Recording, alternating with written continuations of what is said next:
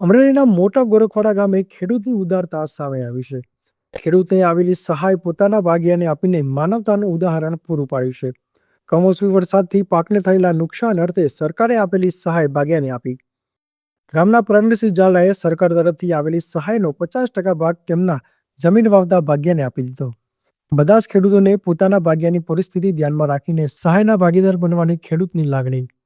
અમરેલીના મોટા ગોરખવાડા ગામે ખેડૂતની ઉદારતાનો લોકોએ વધાવી લીધી હતી. અમરેલીના મોટા ગોરખવાડા ગામે ખેડૂતની ઉદારતાનો લોકોએ વધાવી લીધી છે.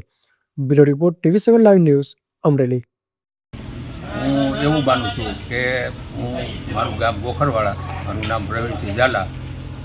આ વખતે 2025નું જે કમોસમી વરસાદને હિસાબે જે પાકોને નુકસાન થયું, એ પાક માટે સરકારે બધાની બહુ બોલી હતી. એના હિસાબે સરકારે નક્કી કર્યું કે ભાઈ આ લોકોને રાહત પેકેજ કાંઈક આપવું.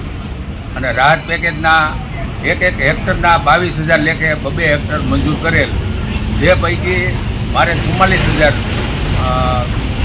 રાહતમાં આવેલા સરકાર તરફથી. તો મારું જે હું મારું ખેતર છે એ મારા ભાગ્યા જે હોય, દાખલા તરીકે કોઈ પણ વાગતું હોય તો મારું 50% મેં વાવવા આપેલું.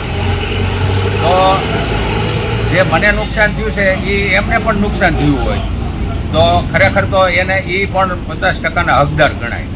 અને એ અનુસંધાને આજે મેં એ જે 22,000 50% લેખે 44,000 આવેલા, એમાંથી 22,000 50% જે વાવવા આપેલું હતું 50% લેખે, એને 50% રકમ અત્યારે 22,000 મેં રોકડી આપેલ છે. બીજા ખેડૂત વિશે તમે શું કહેવા માંગો છો? એટલે મારું એવું કહેવાનું છે કે આ ખરેખર તો ભાગ્યાને પણ નુકસાન થયું જ હોય. જે ખેડૂત ખાતેદાર હોય એને નુકસાન હોય તો ભાગ્યા રાખ્યું હોય, ભાગ્યું જેણે રાખ્યું હોય, કે 30% રાખ્યું હોય, 25%, જે રીતે એની કન્ડિશન પ્રમાણે રાખ્યું હોય એ પ્રમાણે એને ખરેખર રાહત આવી છે. રાહતના પૈસા એમાંથી એને ખરેખર ચૂકવવા જોઈએ એવું મારું નામ દિનેશભાઈ ખીમજીભાઈ સાગઠિયા છે. ગામ મારું મોટા ગોખરવાડા છે. અમારા ગામમાં એક પ્રતિષ્ઠિત વ્યક્તિ એવા પ્રવીણસિંહ ઝાલા છે કે જેણે એક એવો દાખલો બેસાડ્યો છે કે જે હકીકતે કે નાના માણસોને ઉપયોગી થાય એવું છે. કે જે હકીકતે જે પાક નુકસાનના જે પૈસા આવ્યા એ હકીકતે કે પાક નુકસાન છે, મજૂરની 50% નુકસાન ખેડૂતનું છે, એમ સામે મજૂરનું પણ નુકસાન 50% છે. એક એવો અમારા બાપુએ એક એવો દાખલો બેસાડ્યો છે કે એના જે જમીન વાવતા હતા એમને 50% પૈસા આપી અને એક એવો દાખલો બેસાડ્યો છે કે ભાઈ નહીં, હકીકતે આવું થવું જોઈએ એમ.